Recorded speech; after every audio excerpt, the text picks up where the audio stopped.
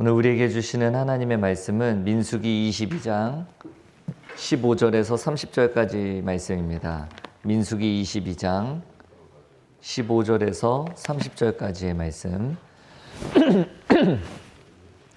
민수기 22장 15절에서 30절까지의 말씀을 우리 한 절씩 교독하고 마지막 절을 함께 보겠습니다. 민수기 22장 15절에서 30절까지의 말씀입니다. 발락이 다시 그들보다 더 높은 고관들을 더 많이 보내매 그들이 발람에게로 나아가서 그에게 이르되 십볼의 아들 발락의 말씀에 청하건대 아무 곳에도 거리끼지 말고 내게로 오라. 내가 그대를 높여 크게 존귀하게 하고 그대가 내게 말하는 것은 무엇이든지 시행하리니 청하건대 와서 나를 위하여 이 백성을 저주하라 하시더이다.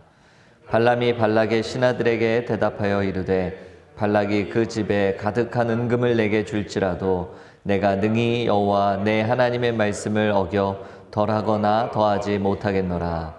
그런즉 이제 너희도 이 밤에 여기서 유숙하라.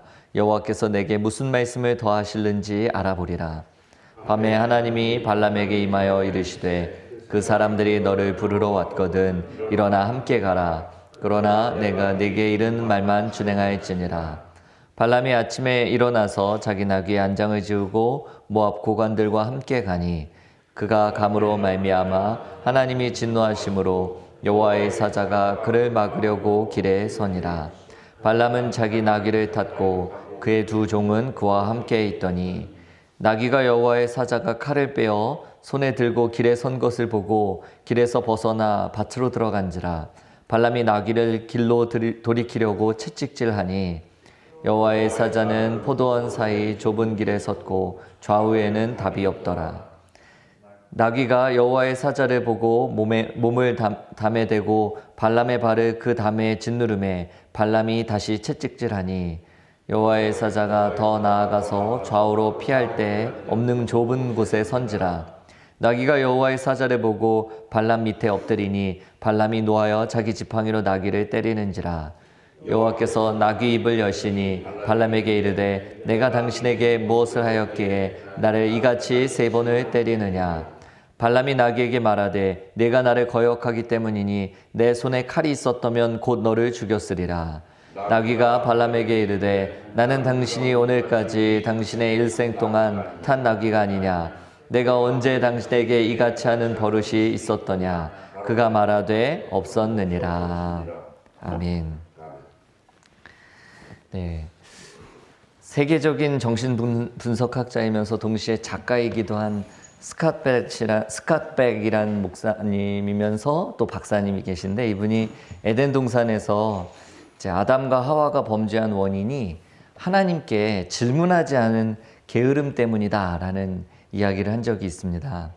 이 창세기를 보면 하나님께서 저녁 무렵에 에덴 동산을 거닐고 계셨고 하나님과 인간 사이에는 대화의 통로가 늘 열려 있었습니다.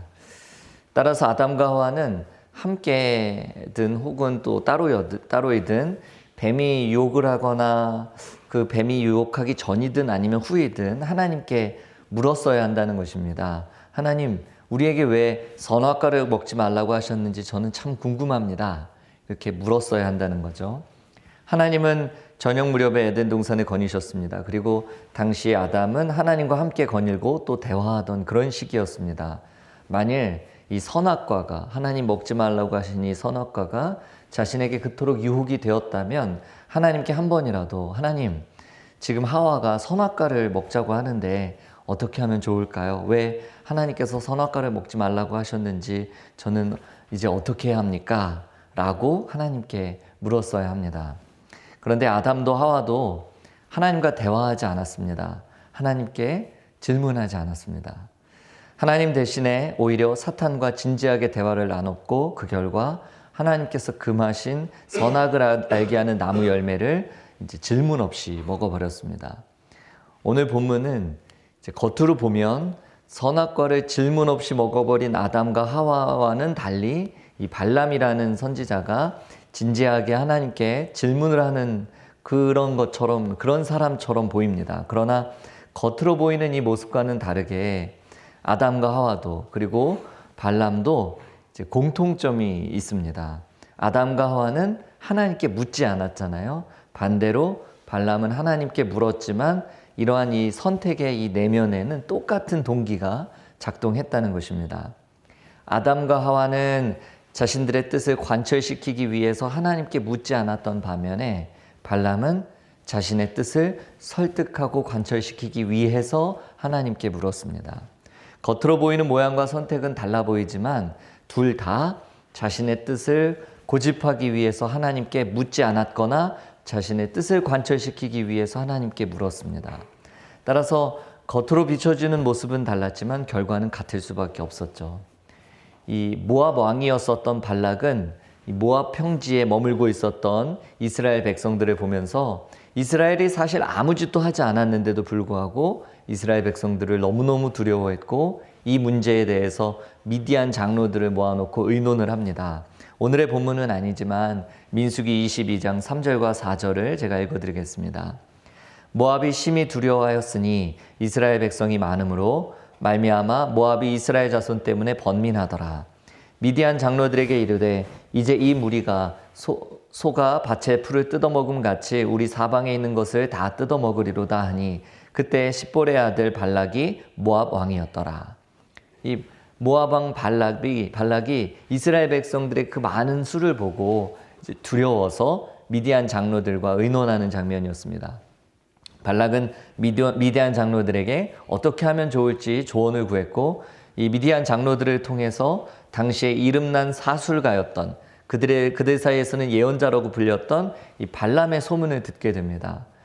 메소포타미아 북부에 위치한 이 교통과 무역의 요충지였던 브돌이라는 곳에 살고 있었던 이 발람은 당시에 복술가로서 최고의 명성을 얻고 있었습니다. 그래서 이 모압 왕 발락은 브돌에 살고 있는 발람에게 사신을 보내서 자신을 위해 이 이스라엘 민족을 저주해달라고 요청합니다. 물론 이 사신들을 그냥 맨손으로 보낸 게 아니라 복채도 두둑하게 챙겨서 보냈겠죠. 이처럼 이 발락의 사신들을 만난 발람은 그때 이제 여호와께 물었고 하나님은 말씀하십니다. 오늘의 본문은 아니지만 12절 말씀을 한번 읽어드리겠습니다. 하나님이 발람에게 이르시되 너는 그들과 함께 가지도 말고 그 백성을 저주하지도 말라. 그들은 복을 받은 자들이니라. 이에 따라서 발람은 발락의 요청을 1차적으로 거절합니다. 그러자 오늘의 본문은 이 발락이 이스라엘 백성들을 다시 한번 저주해달라고 발람에게 다시 한번 요청하는 그런 장면으로 시작하고 있습니다. 17절 말씀입니다. 내가 그대를 높여 크게 존귀하게 하고 그대가 내게 말하는 것은 무엇이든지 시행하리니 청하건대 와서 나를 위하여 이 백성을 저주하라 하시더이다. 이 발락은 이스라엘을 저주해주는 조건으로 발람에게 두 가지를 약속했습니다. 첫째는 내가 그대를 높여서 크게 존귀하게 해주겠다. 두 번째는 그대가 내게 무엇을 말하든지 그대로 내가 다 들어주겠다. 이런 약속을 하죠. 그러자 이미 한 번 거절을 했지 않습니까? 한 차례 거절했더니 발람은 다음과 같이 이야기합니다. 18절 말씀입니다. 발람이 발락의 신하들에게 대답하여 이르되 발락이 그 집에 가득한 은금을 내게 줄지라도 내가 능히 여호와 내 하나님의 말씀을 어겨 덜하거나 더하지 못하겠노라. 이제 여기까지만 들으면 발람은 처음과 같이 하나님의 뜻에 순종해서 발락의 요청을 거절한 것처럼 보입니다. 그러나 발락의 본심은 19절에서 이 발람의 본심은 19절에서 나타납니다. 19절 말씀을 또 같이 보겠습니다. 그런즉 이제 너희도 이 밤에 여기서 유숙하라. 여호와께서 내게 무슨 말씀을 더하실는지 알아보리라. 무슨 말씀을 더하실는지 알아보리라. 발람은 여호와께서 처음과 달리 처음에 자신에게 했던 이야기와 달리 무슨 말씀을 더하실는지 물어보겠다고 합니다. 겉으로 보기에는 하나님의 뜻을 묻는 것처럼 보이죠. 그러나 그의 본심은 무엇입니까? 발람은 이미 하나님의 뜻을 들어서 알고 있었습니다. 그런데 어째서 하나님께 다시 물어보겠다고 했을까요? 하나님의 뜻을 이미 알고 있지만 이번에는 하나님이 내 뜻을 좀 들어주셨으면 좋겠다는 것입니다.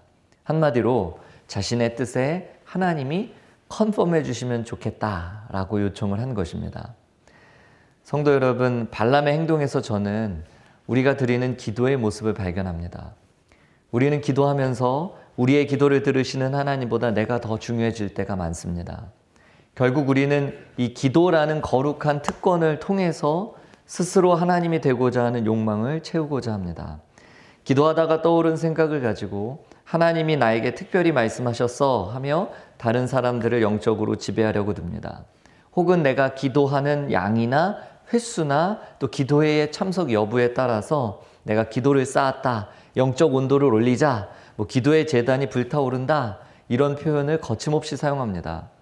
하지만 여러분, 기도는 내 뜻을 컨펌받기 위해 하는 것이 아니라 자기 부인을 위해서 하는 것입니다. 예수님께서 겟세마네에서 사생결단의 기도를 하셨습니다. 땀방울이 핏방울이 되는 것과 같이 그렇게 간절하게 기도하십니다.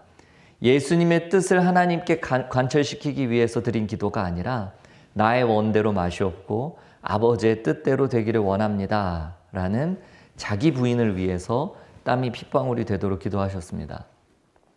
기도를 통해서 나에게 특별히 알게 해주셨다고, 기도를 통해서 나의 길을 특별하게 열어주셨다고, 기도를 통해서 나를 특별하게 해주셨다고 말하는 것은 예수님이 드리셨던 자기 부인의 기도와는 달라도 너무 다릅니다. 만일 정말 하나님이 그렇게 그에게 말씀하셨더라면, 그리고 진짜로 그가 살아계신 하나님, 창조주 하나님, 시간의 시작과 끝인 그분을 통해서 그런 경험을 했다면, 하나님과의 만남이 있었던 그런 대단한 경험을 했다면 그 사람에게는 자기 과시가 아니라 자기 부인의 모습이 나타날 수밖에 없기 때문입니다.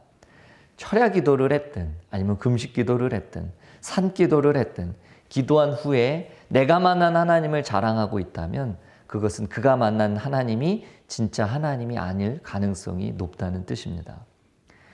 모압 왕 발락은 발람이 누구든 축복하거나 누구든 저주하면 그런 것이 임할 능력이 있다고 믿었습니다. 그러나 축복하고 저주하는 주체는 사람이 아니라 하나님이십니다. 창세기 12장 3절을 보면 이렇게 기록하고 있습니다. 너를 축복하는 자에게는 내가 복을 내리고 너를 저주하는 자에게는 내가 저주하리니 땅의 모든 족속이 너로 말미암아 복을 얻을 것이라 하신지라. 하나님은 이스라엘을 축복하는 자에게 복을 내리고 이스라엘에게 저주하는 자에게 저주하시겠다고 말씀하셨습니다. 그리고 모압 왕 발락은 발람이 마치 이 축복하고 저주하는 능력, 다시 말해서 하나님과 같은 능력이 있다고 믿었습니다. 그리고 발락의 요청에 따라서 재차 하나님의 뜻을 이 발람이 되묻자 하나님은 이 발람의 뜻대로 하도록 내버려 두십니다. 왜 그랬는가? 발람은 하나님의 뜻이 궁금해서 물었던 것이 아니라 자신의 뜻과 고집을 관철시키고 그래서 하나님은 이 발람이 묻는 대로 컨펌을 받고자 했었습니다. 그래서 그가 하고 싶은 대로 하게 해주는 거죠. 여러분, 우리가 하나님의 뜻을 간절하게 물어서 하나님 나에게 응답을 하셨다면 그 응답을 받고 그 응답을 가지고 하나님께 순종하는 일만 남았습니다. 만약에 우리가 재차 하나님께 다른 뜻을 묻는다면 하나님 우리가 듣고 싶은 이야기를 해주십니다. 그러나 그것은 하나님의 뜻이 아닙니다.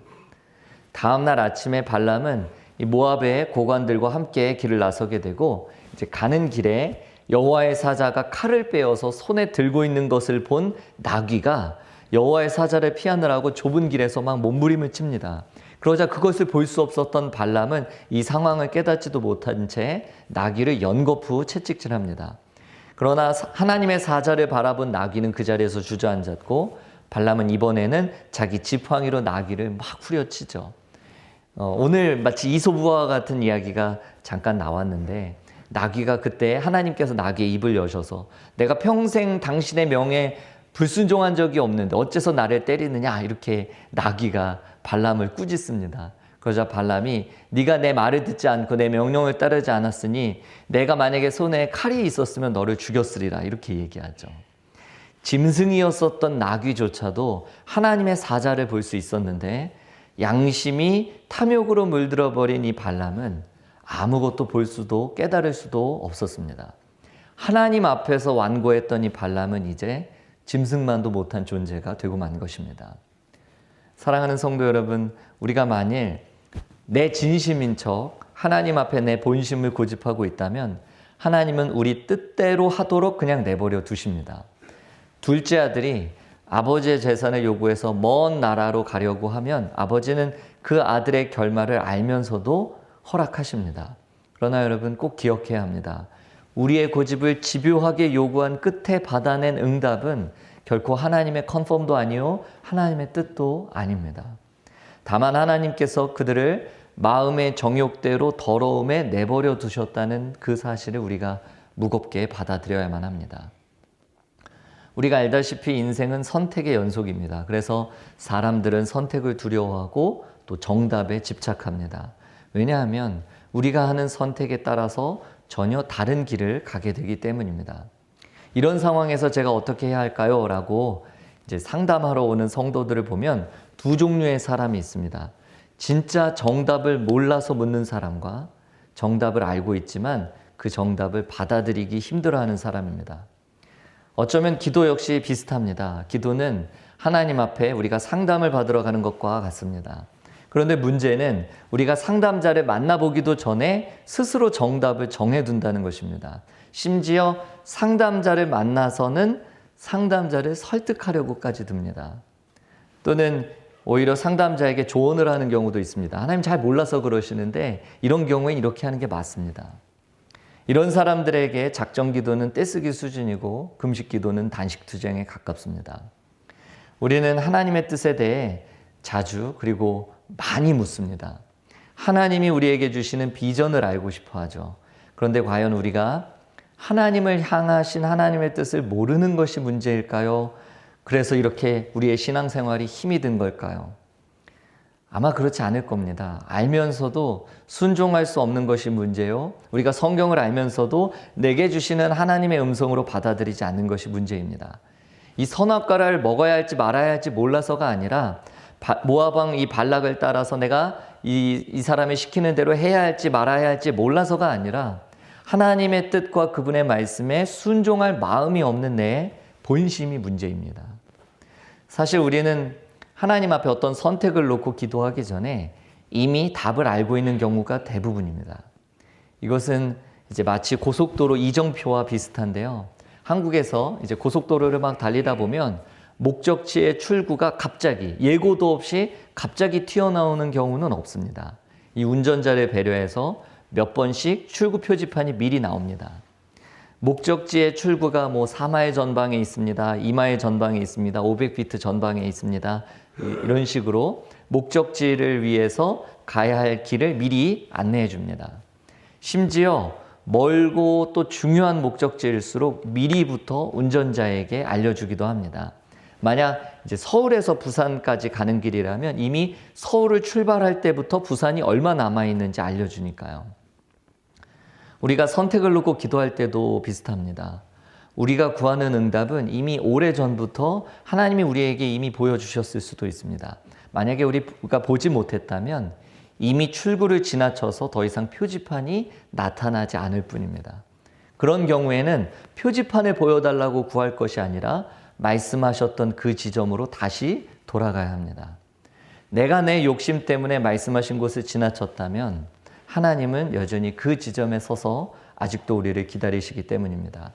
그런데 우리가 발람의 길을 계속 간다면 나귀를 통해서 때로는 우리의 발을 상하기도 하십니다. 그럼에도 불구하고 우리가 기어이 발람의 길을 계속 간다면 나귀의 입술을 통해서 우리를 책망하시고 내가 짐승보다도 못한 자리까지 떨어져 나왔음을 결국 깨닫게 하실 것입니다.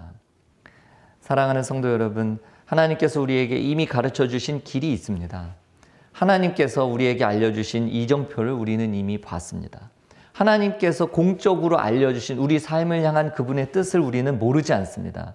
따라서 우리가 해야 할 일은 하나님의 뜻을 되물을 것이 아니라 하나님의 말씀에 순종하는 것입니다.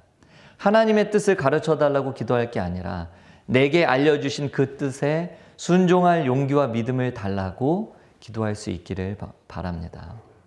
이 C.S. 루이스는 그의 책 순전한 기독교에서 하늘을 목표로 하면 땅을 덤으로 얻게 된다. 그러나 땅을 목표로 하면 하늘도 땅도 둘 다 얻지 못한다 라고 했습니다.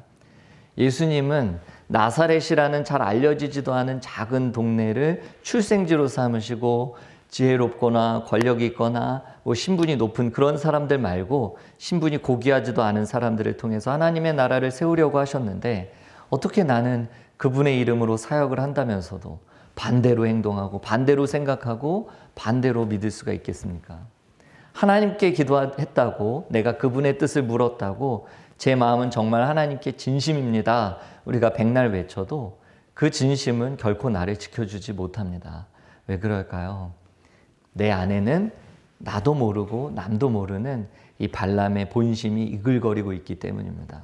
그러니 내 진심 어린 눈물에 속지 말고 이정표를 지날 때마다 다시 하나님 앞에 돌아올 결심을 해야 합니다. 신앙의 삶을 살면서 우리는 욕심과 또 유혹 때문에 때로는 이정표를 지나쳐 버릴 수 있지만 내가 지나쳤다는 것을 알면서도 돌아오지 않는 것은 문제입니다. 돌이키지 않는 내 완고함 때문에 내가 나귀보다 못한 존재, 짐승보다 못한 존재로까지 떨어져 버리지는 않았는지 우리 스스로를 정직히 돌아볼 수 있는 이 아침이 되기를 원합니다.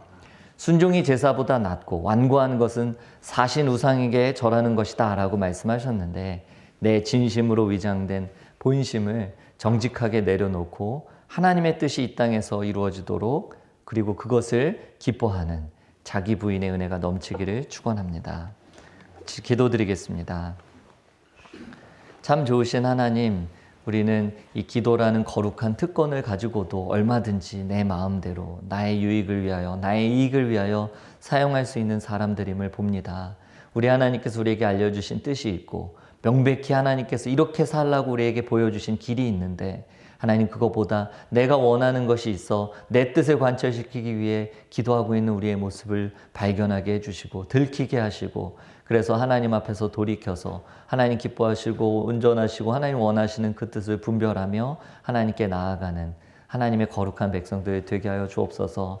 삶의 근심과 염려가 몰아칠 때마다 우리는 하나님의 뜻이 무엇이었는지 하나님 무엇을 원하시는지 묻곤 합니다. 하나님 우리를 도와주셔서 우리의 두려움과 우리의 불안과 우리의 근심 가운데 하나님께서 주시는 빛과 거룩한 소망으로 충만하게 해주셔서 하나님 원하시는 길을 담대히 걸어갈 수 있는 우리 모두가 되게 하여 주옵소서. 어려운 시간을 통과하고 있는 분들이 있습니까? 하나님 도와주셔서 그 걸음걸음마다 하나님의 인도함을 받게 하여 주시고 내 유익과 나의 이익만을 위하여 추구하는 길이 아니라 오직 그의 나라와 그의 뜻을 구하는 거룩한 삶 되게 하셔서 그 길이 어렵더라도 하나님 기뻐하시는 일 되게 해주시고 하나님 기뻐하시는 뜻 되게 하여 주옵소서. 우리 자신을 거룩하게 돌아보게 하여 주시고 나도 모르고 남도 모르는 내 안에 이글거리는 발람의 욕망을 다스리게 하시고 주님 앞에서 새로운 피조물로서 오늘도 기쁘게 살아가는 주의 자녀들 되게 해 주옵소서. 모든 것 주님께 맡겨드리오며 사랑이 많으신 예수님의 이름으로 기도드립니다. 아멘.